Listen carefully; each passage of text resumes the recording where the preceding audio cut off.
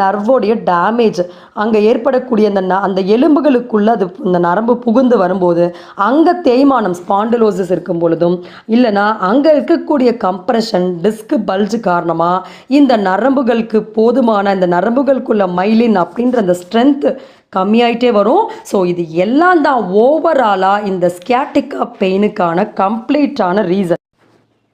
இந்த ஸ்கியாட்டிகா பெயின் இருக்கிறவங்க முதல்ல கட் பண்ண வேண்டியது இந்த ஹை ப்ரோட்டீன் டயட்டையும் ஃபேட் டயட்டையும் தான்.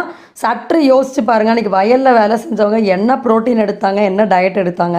திடீர்னு fat diet, protein diet, calcium டயட்டுன்னு தனித்தனியாக எடுத்து தேவையில்லாத புது புது வியாதிகளை நாமளே தான் உருவாக்கிக்கிறோம்.